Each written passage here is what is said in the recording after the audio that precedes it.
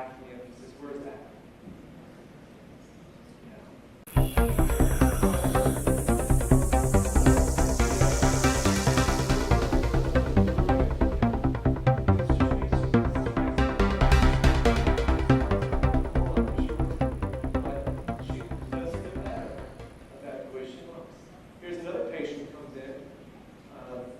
We have, I mean, these women are beautiful. It's not like she's malformed or misproportioned. Beautiful skin. Her concern is this. Her lips.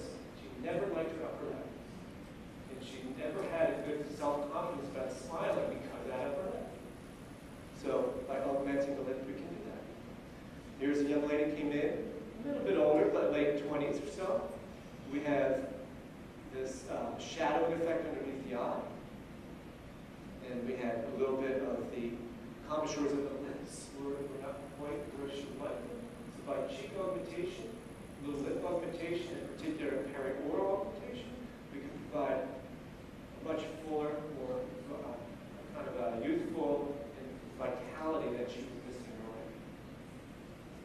With the second phase of treatment, when we're talking anti-aging, it becomes a little more complex, and the treatment is dynamic. So we have to address different aspects in order to provide an end result, which is going to be good, but maybe not quite as good as, say, they were 20 years ago, 10, 15 years ago. But we can certainly reduce a lot of the age-related signs, such as the furrows, lines, ascent of the cheeks, labial, blah, blah, blah, right? That's what we're here about. So a patient comes in, what do we do? How do we start with this? We're going to start with the dental first, then the skeletal, and then the soft tissue. So I like to tell my patients, I relate to it like this. What I can do for you is this. I can help you reduce the forces that cause these static lines. So we can stop the kids from jumping on the couch. We can fill these cushions to provide a little more restorative appearance. And we can resurface that leather, make it more smooth. So enter minimally invasive cosmetic procedures for facial rejuvenation. So we're dealing purely with soft tissue. We're not dealing with dental. We're not dealing with skeletal. The patient's chief concern is, I don't like lines, labial folds, jowling, etc. And what do we have at our disposal to help with our patients? Well, we can reduce some of the forces of that on the pillow. We can use some Botox to minimize that dynamic stress of the muscles and that hyperactivity of the muscle. So we can reduce some of that and thereby improve the smoothness of the skin. Dermal fillers we can use to plump out that pillow, and we can use various laser treatments to smooth the surface of the skin. This is all within our realm of dentistry.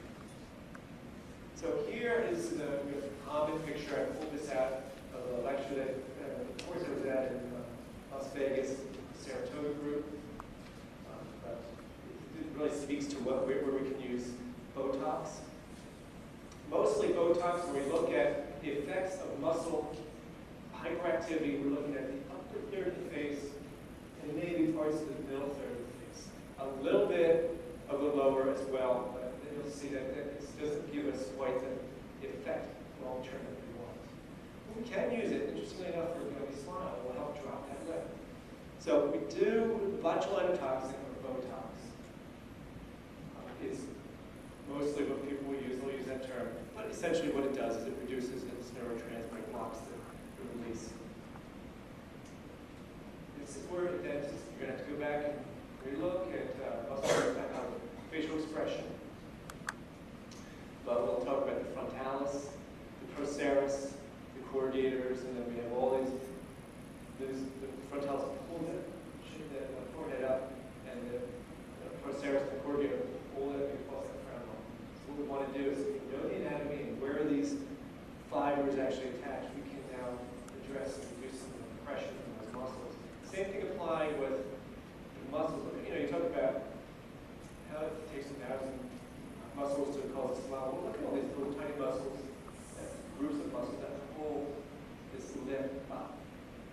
versus just really 2 sets of muscles in the lower.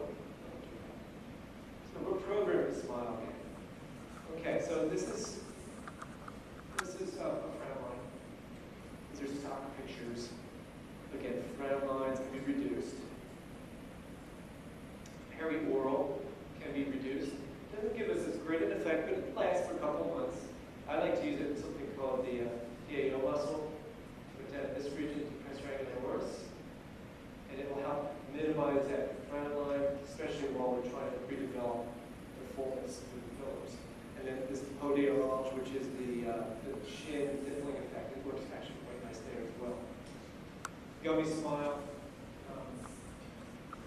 It lasts about 2 to 3 months at most, and then the patient's back to full smiling. So it is temporary, it doesn't last, but that's also good for you. So there are different fillers that we go, different Botox, I should say, chemotherapeutic effects to reduce that hyperactivity of the muscle. Botox is one of them, Dysport is another, and another one's called Xeomin. Those 3 are really the ones that are working on the market right now. With volume enhancers, we're talking about 2 basic groups. Hyaluronic acids, that's your Restylane and Jupiter, which they dissolve after anywhere from 4 to 8 months on average. Then we have one that's a calcium hydroxyapatite, which is called Radiance. And it's important to know these products and how they work, because with the Jupiter, the Restylane, has anybody heard of Jupiter or Restylane? What we're going to find is that it really helps to volumize the soft tissue. It's not going to work from ground up. It's going to fill in those voids and work in those spatial planes. So marionette lines, it works beautifully. If we can augment this and support this column right here, we can reduce that. Jowling effect, you can fill in and reduce the shadow. Lips, this is what we do, this is what I do quite a lot, is where we're actually using this hyaluronic acid, particularly Jupiter, is really nice for the lips, to provide the volume. There's 3-day courses on just how to do lip scan, just how to do lips, how to provide the art and science, how do you develop not just this proportion 1 to 1.6, 1.8, how to get this swooping effect where the lip kind of develops this little roll up. There's so many different styles and forms and how it relates to the face. It's a lot of fun, it's a blast. But where we're going to use it as well is around the perioral ridge to reduce that shadowing effect in nasolabial folds. And it actually works quite well with the cheeks, but we'll see that I'll tend to use something else in addition to that.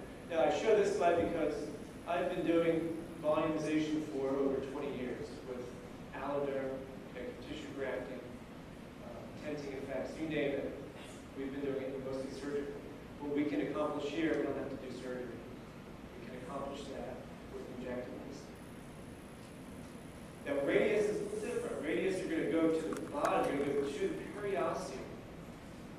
And then you're going to, with this material, you're actually going to pull that soft tissue up to the bottom up. So you're going to get a little bit longer, a little different type of look and shadowing effect when we're using radius compared to hyaluronic acids. Hyaluronic acid, if you look at the skin, we're going into the epidermis or the dermal layer right up here when we inject. You're just barely skimming the surface, injecting in there. Because all we're trying to do there is just fill this little indentation out. With a volume riser such as radius, we're going down to the periosteal layer and elevating that thing out. So you're going to get more volume from the bottom up, and then we can use the Restylane for the top. And so Restylane or radius also, over a period of time, develops type 1 collagen. And so you're going to see a longer lasting effect. So if people get started with radius at an earlier age, and you be the judge of that, you're going to have less effects of that type 1 collagen breakdown because you're going to have more of it. Hyaluronic acid, not so much. Okay, this is just a couple split mounts where the radius is going to last longer compared to the rest of them. Again, round up, that's why. And then skin surface, we're not going to go into this because this is a whole other concept in and of itself. We do have the CO2 fractional procedure at our office. We do provide that. I do have an esthetician at the office who does chemical peels and the hydrofacials. So what we're doing is providing a kind of a comprehensive approach